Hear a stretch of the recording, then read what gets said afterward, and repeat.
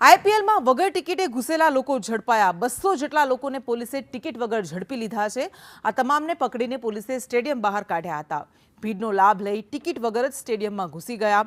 Match દરમિયાન 100 mobile ફોનની ચોરીની ઘટના પણ સામે આવી।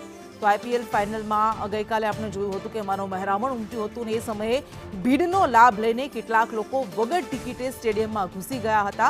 આવા 200 જેટલા લોકો સામે કાર્યવાહી કરવામાં આવી છે। વધુ વિગત સાથે સંવાદદાતા જિગ્નેશ પટેલ જોડાયા છે। જિગ્નેશ, એક તરફ આપણે જોતા હતા કે 1500 ની ટિકિટ 5000માં વેચાતી હતી અને બીજી બાજુ આવા સેંકડો લોકો કે જેઓ વગર ટિકિટે જ ઘૂસી ગયા। કૃષ્ણ, જો ગઈકાલની ફાઇનલ મેચની વાત કરવામાં આવે તો મેચમાં ટિકિટોની વેચણી ચાલુ થતાની સાથે જ તમામ ટિકિટો સોલ્ડ આઉટ થઈ ગઈ હતી અને અંદાજે 2 લાખ જેટલું વેઇટિંગ પણ હતું। પરંતુ જ્યારે ગઈકાલની મેચ રમાઈ ત્યારે મેચ વગર ટિકિટમાં પ્રવેશ કરનારા જે 200 થી વધુ લોકો હતા તેમને પોલીસે રાઉન્ડ અપ કર્યા છે। તેઓ વગર ટિકિટે ભીડનો લાભ લઈ અને પ્રવેશવાની કોશિશ કરતા હતા।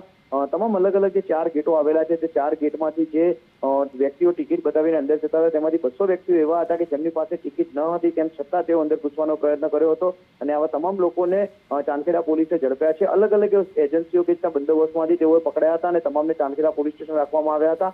સાથે જ આ જ્યારે આખી મેચ રમાઈ અને મેચ બાદ જ્યારે લોકો પોતાના ઘરે જતા હતા ત્યારબાદ 100 જેટલા મોબાઈલ ફોન ચોરી થયા હોવાની પણ ફરિયાદો છે તે મળી છે। એટલે કે અત્યારે આ બંને મામલે એટલે કે એક તરફ 100 મોબાઈલ ચોરી થયા છે તો બીજી તરફ જે 200 લોકો અંદર ગેરકાયદેસર રીતે પ્રવેશ કર્યા છે તમામ વિરુદ્ધ કાર્યવાહી પોલીસ દ્વારા શરૂ કરવામાં આવી છે। જી બિલકુલ, આભાર।